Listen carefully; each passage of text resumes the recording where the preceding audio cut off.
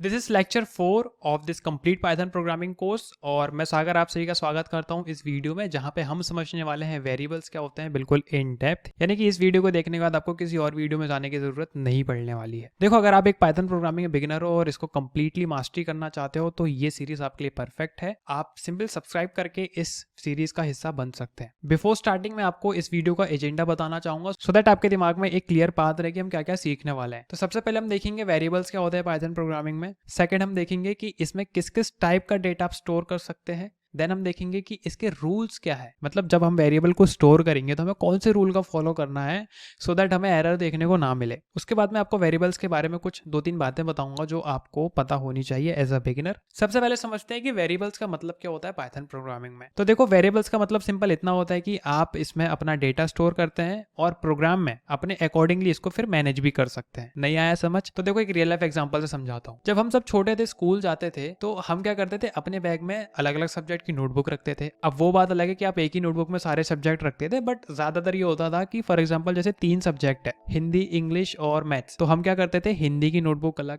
Maths की notebook अलग, English की नोटबुक अलग। अब आप मुझे ये बताओ कि जब आप स्कूल जाते थे तो क्या ये तीनों नोटबुक ऐसे हाथ में लेके जाते थे एक एक करके? नहीं ना। आप क्या करते थे, बैग का यूज करते थे, स्कूल बैग का।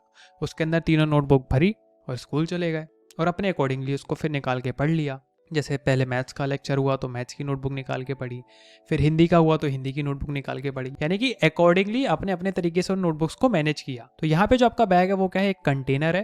और यहाँ पे जब आप अपनी बुक्स को रख के स्कूल ले जा रहे थे तो वो बुक्स क्या थी, डेटा। यानी कि आपने यहाँ पे वेरिएबल के अंदर डेटा स्टोर किया और अपने अकॉर्डिंगली अपने स्कूल में उसको मैनेज किया, यानी कि यूज किया। पाइथन में आप डेटा कैसे स्टोर कर सकते हैं, चलिए वो देख लेते हैं। इसके पहले इसका सिंटेक्स मैं आपको बताना चाहूंगा कि इसका सिंटेक्स क्या होता है, यानी कि वेरिएबल का नाम कैसे डिक्लेयर करें। तो सबसे पहले तो आपको नामकरण करना पड़ेगा, यानी कि वेरिएबल का नाम देना पड़ेगा, किस नाम से आप उसको पुकार रहे हैं, किस नाम से आप उसको स्टोर कर रहे हैं। देन इसके अंदर आपको डेटा जो है स्टोर करना है, यानी कि सिंपल जो भी डेटा रहेगा आपका उसको रख देना है। अब कुछ लोगों के दिमाग में आ रहा होगा कि डेटा क्या होता है, डेटा टाइप्स क्या होते हैं, इसको कैसे स्टोर करते हैं। तो देखो, डेटा मतलब कुछ भी हो सकता है, जैसे कि मेरा नाम है सागर, ठीक है।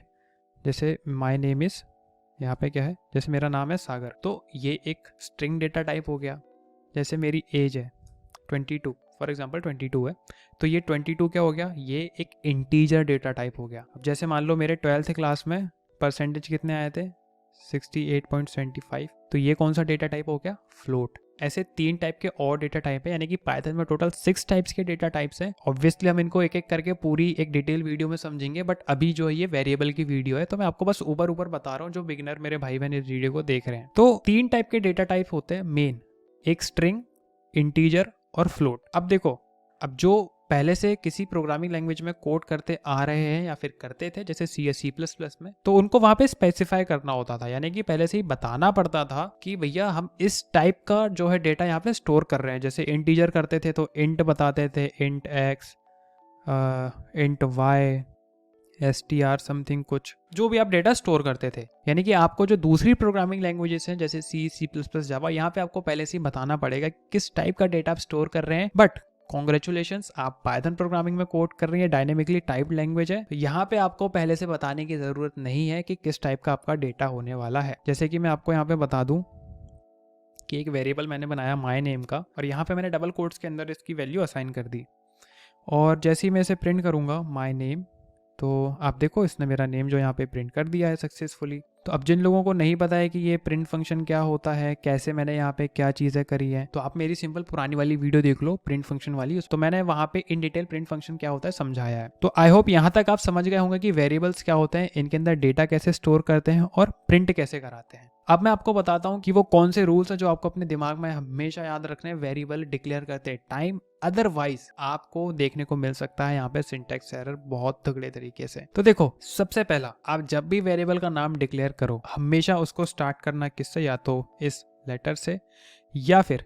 अंडरस्कोर से, ठीक है। यानी कि स्टार्ट करने के 2 ही तरीके हैं, या तो आप लेटर का नाम लिख के स्टार्ट कर सकते हो या फिर अंडरस्कोर से। यदि आप ऐसे 1 से कुछ स्टार्ट करोगे और इसमें फॉर एग्जांपल 10 वैल्यू स्टोर करते हो और जैसे इसको प्रिंट करते हो 1, तो देखो यहाँ पे क्या मिल जाएगा, आपको सिंटैक्स एरर देखने को मिल जाएगा। यानी कि आपको ऐसा वेरिएबल नहीं बनाना है जो इंटीजर नाम का हो। ऑब्वियसली आप इसमें नंबर भी स्टोर कर सकते हो, बट पहले आपको एक लेटर लिखना पड़ेगा। जैसे मैंने यहाँ पे ए लिखा, अब मैं इसे रन करता हूँ। अब जैसे इसको आप रन करोगे, ये देखो इसने 10 प्रिंट कर दिया। यानी कि सिंपल जो रूल्स है मैं आपको बताता हूँ। सबसे पहला, आप जब भी वेरिएबल का नेम बनाओ, इट स्टार्ट्स विथ लेटर या फिर अंडरस्कोर। स्टार्टिंग में यदि आप इंटीजर वैल्यू यानी कि 1 2 3 4 लिखोगे तो आपको एरर देखने को मिल सकता है। सेकंड, आप वेरिएबल का नाम वो नहीं दे सकते जो पाइथन में ऑलरेडी रिजर्व्ड है, यानी कि कीवर्ड्स की मैं बात कर रहा हूँ। दूसरी बात जो आपको दिमाग में याद रखनी है वो ये है कि वेरिएबल्स के जो नाम है वो केस सेंसिटिव होते हैं। केस सेंसिटिव यानी कि मैं आपको बताऊँ, जैसे कि ये एक नेम है, ठीक है, और यहाँ पे मैंने स्टोर करा क्या, सागर, ठीक है। अब एक और वेरिएबल मैंने बनाया, यहाँ पे मैंने पाइथन स्टोर कर लिया। अब आप मुझे ये बताओ कि जैसे मैं ये नेम प्रिंट करूँगा, क्या प्रिंट होगा, सागर या पाइथन? ऑब्वियसली मेरा नाम प्रिंट होगा। बट आप बोलोगे कि भाई आपने तो NAME ही लिखा है। बट जैसे कि मैंने बताया था, पाइथन इज केस सेंसिटिव, यानी कि यहाँ पे देखो दोनों वर्ड्स में डिफरेंस है। ऊपर वाले वर्ड में पूरी चीज़ें स्मॉल में है, बट नीचे वाले में एन जो है वो कैपिटल है। यानी कि जैसे मैं यदि आपको दोनों को एक साथ रन करके दिखाऊं तो ये देखो, सागर और पाइथन दोनों एक साथ आ गई हैं। मतलब कि दोनों जो वेरिएबल्स हैं वो अलग अलग है, केस सेंसिटिव है, ठीक है। देन एक और चीज़ मैं आपको बताना चाहूँगा कि आप वेरिएबल का नाम डिक्लेयर करते टाइम रिजल्ट कीवर्ड्स का नेम यूज़ नहीं कर सकते। अब ये क्या होते हैं, देखो सिंपल, पाइथन में कुछ कीवर्ड्स होते हैं जिनका मीनिंग ऑलरेडी पाइथन में डिफाइंड है। यानी कि यदि आप इन वर्ड्स का यूज़ करोगे पाइथन में तो आपको एरर देखने मिलेगा। जैसे आपने फॉर लूप के बारे में सुना होगा। अब जैसे यदि मैं यहाँ पे फॉर नाम का वेरिएबल बना लेता हूँ और यहाँ पे फॉर प्रिंट, सोचो कि फॉर प्रिंट कराता हूँ, तो यहाँ पे देखो सिंटेक्स एरर आ जाएगा। और ये सिंटेक्स एरर इसलिए आ रहा है क्योंकि फॉर जो वो एक रिजर्व्ड कीवर्ड है, आप इसका यूज़ यहाँ पे नहीं कर सकते, ठीक है, अदरवाइज आपको एरर देखने को मिलेगा। अब यदि आपको लिस्ट चाहिए कि वो कौन से कीवर्ड हैं जो मुझे पता होने चाहिए, तो सिंपल आपको यहाँ पे लिखना है import keyword print keyword dot KW list. और जब मैं इसे रन करूँगा तो देखो यहाँ पे वो सारे कीवर्ड्स आ गए हैं जिनका यूज़ आप नहीं कर सकते पाइथन में वेरिएबल्स का नाम डिक्लेयर करते टाइम।